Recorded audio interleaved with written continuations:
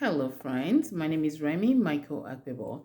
I am a family and life coach and strategist, and my goal is to help you to live your true and authentic self and also your best version. So, I want to talk about the ostrich effect or bias.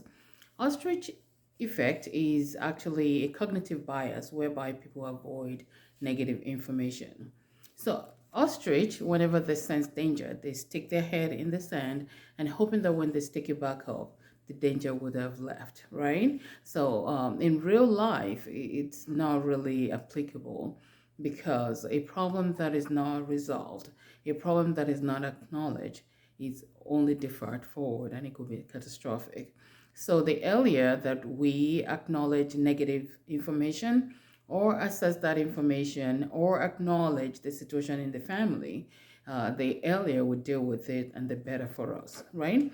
So example will be having a bill that came in, let's say electricity bill. It's been very high in the recent time, so it's there and oh my gosh, I don't even want to look at it, and you ignore it there. You're waiting for a blackout in your house, not in the neighborhood but in your house, right? But if you take a look at that bill, open it, acknowledge it, review it, um, assess whether or not you can pay the bill, pick up the phone and call the company to make payment arrangement or ask them what other options you have to deal with the situation, the better for you, and then you can live in your home with lights on, right? And also another example is in a relationship and there is a problem. Let's say there is a situation going on and you're refusing to acknowledge that situation. You're only deferring that situation forward. The earlier you acknowledge there is a problem, you have a communication, you discuss and talk about it, the earlier that problem will get resolved. So the best way to deal with ostrich effect or ostrich bias is to acknowledge the problem, acknowledge the information, and also analyze it and understand what it is.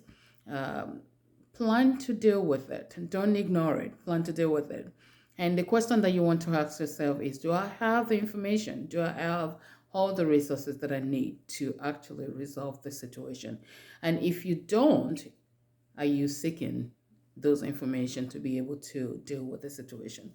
So the earlier you deal with situation or negative information, the better for you, and also a peace of mind in the future. So I hope this is informational. I hope that you will no longer ignore that negative information because it could actually lead to a success for you when you acknowledge it. And remember, in everything that we do, timing is very critical to whether or not we'll be successful with the information that we have or not. So acknowledge that information that's sitting there, that you know it's there, and deal with it today. Have a wonderful day.